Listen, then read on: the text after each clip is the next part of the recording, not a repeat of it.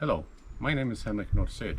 I have written a book about engineering in Bronze Age Scandinavia, and in this video I will show you some parts from that book. In this video, I will talk about why they put wheels and possibly sails on the Barlastboats. There is an interesting rock carving on the Litsleby. On this, there are two very large carvings. They are much larger than most other. The usually very curved ends on the boats are straighter. The upper and lower lines are connected at the ends with two straight lines and a round piece in between the two lines.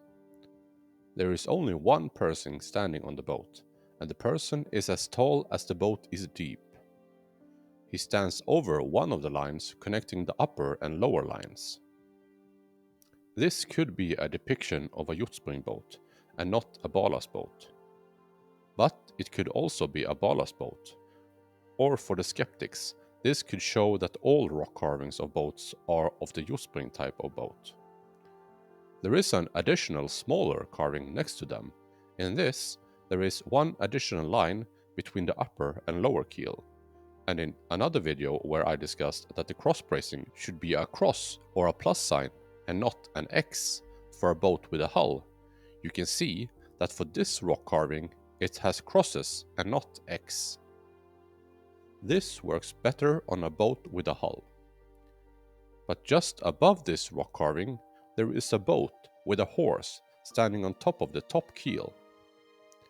But these carvings could have been made at different times, or the horse was lifted up so it could be made visible. Do I think it's a yacht boat?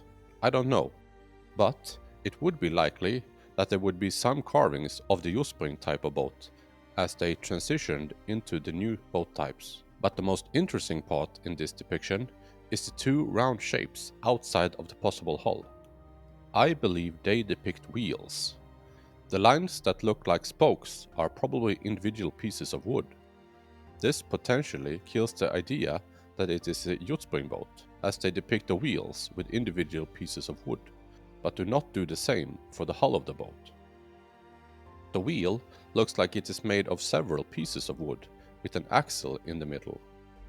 The wheel is smaller than the height of the boat. Was this due to that it was that small, or did they make it smaller to separate it from the boat, so they would not have to cross different lines? One very interesting thing is that the axle of the wheels seems to be in the middle of two lines that connect the upper and lower keel. This means that it was free to move up and down, but was controlled in the direction of the boat. It could be that the wheel is supposed to self-regulate its height, depending on the water depth. It also allows for the possibility to attach it when it is in the water and the waterline is on the upper keel. Then, as the boat is dragged out of the water, the wheel slowly moves down, or it can be attached in the top position and pushed below the surface. Is it a boat turning into a wagon? It is not likely that the full weight of the boat could rest on the wheel axles, but the wheels could help in making sure the boat does not fall over and that it stays on its lower keel when dragged out of the water. This would make it easier to move it without having to risk it falling over. The placement of the wheel could indicate that the boat has a hull, and in such a case, the wheel axle would not make a hole through the hull. This could be the reason the yacht boat still retains the keels going outside of the hull. But for stability, it is also ideal to place them at the ends of the ballast boat.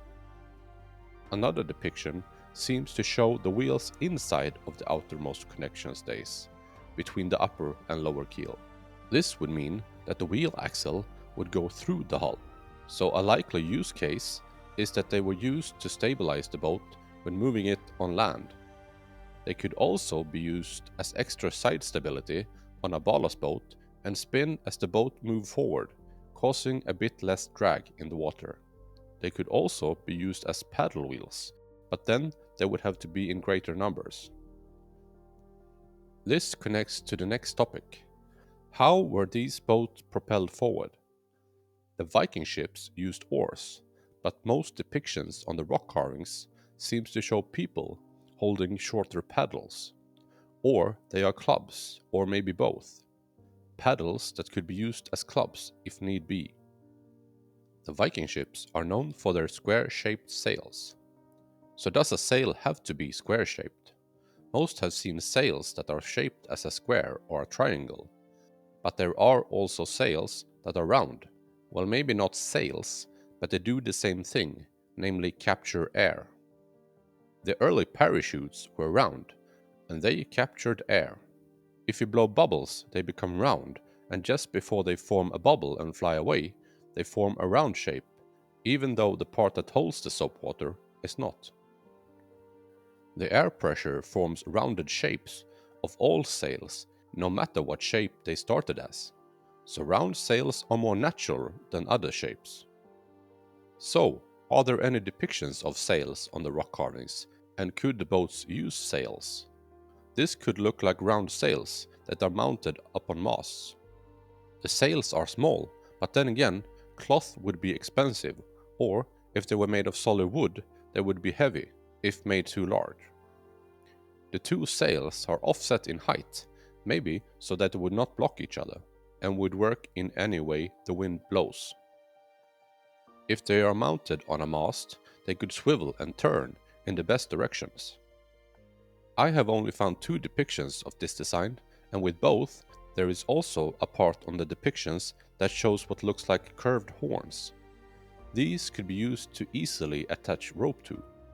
Maybe the rope was used to control the angle of the sails. If these depict sails, would they work on a ballast boat? The ballast boats are stable, but to a point. Adding sails that sits high up would want to turn the boat over. The sails are small, but still they work against the ballast, same as for modern sailboats. The goat horn shapes are overly complex to be used as a way to attach the ropes. But maybe these sails shows that the depictions are of boats with a hull, and indicates that they were not ballast boats. Well, lucky for me, I don't think these depict sails, but instead shows a device that is a compass, a clock, and a calendar. This is presented in a separate video. As these do not show sails, and that there are no sails depicted on the boats found on the rock carvings, it could be interpreted as these boats are ballast boats, and not boats with a hull, as the ballast boats are not suitable for sails. I hope you don't think I was trying to mislead you into thinking these were sails. It was just a way to analyze the possibility of these depicting sails. If people believe them to be sails, this analysis can be a way of giving some points to why they probably are not. I hope you enjoyed this video, and please watch my other videos as well. If you want more details, please buy my book. Thank you for watching, and bye.